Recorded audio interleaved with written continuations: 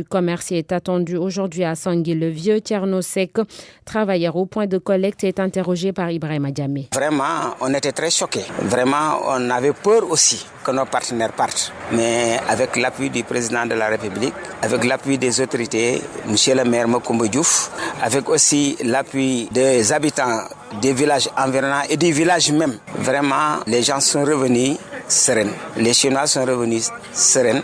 Vraiment, ils ont compris que c'était quelque chose qui devrait se passer. Ça s'est passé ainsi, mais le travail a repris. Est-ce que les mesures sécuritaires sont prises réellement?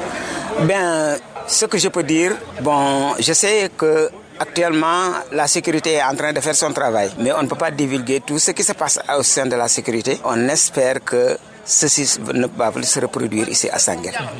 Oui, quelle est l'importance de cette usine pour le village en tant que tel, les populations? Ce n'est pas pour le village, mais c'est pour la nation. Parce que c'est un pôle économique. Ici, là où je suis, on emploie plus de 300 personnes par jour. Il y a l'autre usine qui emploie plus de 120 personnes par jour. Et il y a une usine gérée par un Sénégalais qui emploie aussi plus de 60 personnes par jour, dont des femmes seulement, des mères de famille. Vraiment, c'est quelque chose d'économique. Et ça représente un pôle économique au niveau de la commune de Latmingué. Ce n'est pas seulement les gens du village qui travaillent ici, mais je peux dire que c'est le Sénégal. Partout dans le village, dans chaque concession que vous rentrez, il y a des étrangers qui sont venus ici pour gagner leur sort. Le secteur de la boulangerie traverse d'énormes difficultés. La Fédération nationale des boulangers tire la sonnette d'alarme face à la presse. Hier après-midi, la Fédération a dénoncé l'attitude du gouvernement qui n'aurait pas respecté ses engagements. Amadou Gaye et ses camarades indexent également la non-application de la vérité des prix. Abdoulaye Diop a assisté à la conférence de presse.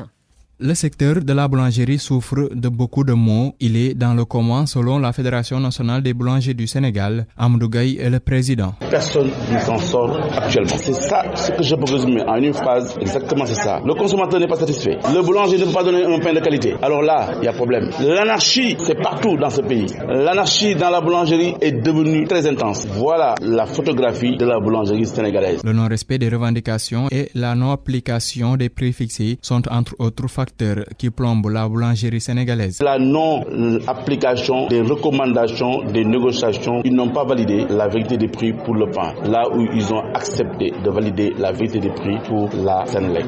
Et pourtant, nous avons les mêmes arguments techniques par rapport à la hausse des charges. Nous avons la hausse de l'électricité qui va venir. Nous avons la hausse des salaires. Par ailleurs, la Fédération rassure le consommateur qu'une hausse du prix du pain n'est pas à l'ordre du jour. Nous sommes dans un régime d'homologation. C'est pourquoi nous ne pouvons pas tout de suite demander la hausse du prix du pain. Mais nous avons démontré qu'avec cette hausse, aujourd'hui, nous pouvons vous assurer qu'au lieu de 1 gramme 0,95 ou qui n'est pas acté, le pain aujourd'hui devait coûter 1 gramme 1 franc pour aller à 200 francs officiellement. Ce n'est pas encore fait. Même si la Fédération n'a pas ouvertement annoncé une grève, elle fait savoir que dans les jours à venir, les boulangers vont faire face avec la manière pour se faire entendre sur leur situation. Merci Abdoulaye Diop. Cette information qui vient de nous parvenir, un incendie s'est déclaré tout à l'heure au marché Petersen. Les sapeurs-pompiers sont sur place pour tenter d'éteindre le feu. Georges Déthié Diop, nous allons certainement y revenir plus amplement dans notre prochaine édition, c'est-à-dire le journal de 8h. Il est 7h11. Et c'est promis, Sohna Natambaye. Merci et excellente journée. Merci.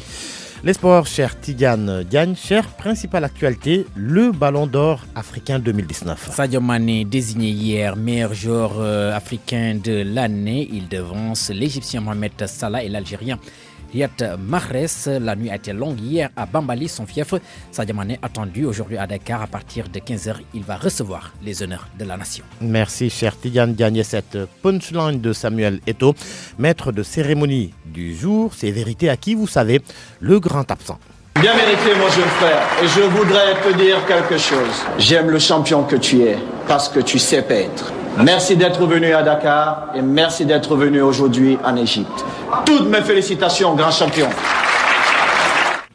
Samuel Eto'o, maître de cérémonie hier lors des CAF Awards au Caire en Égypte. À suivre la chronique du jour aujourd'hui, Mbaye Sidi. Mbaye, bien bonjour Mbaye Sidi. Bonjour Georges. À tout à l'heure, on vous retrouve après la chronique culture.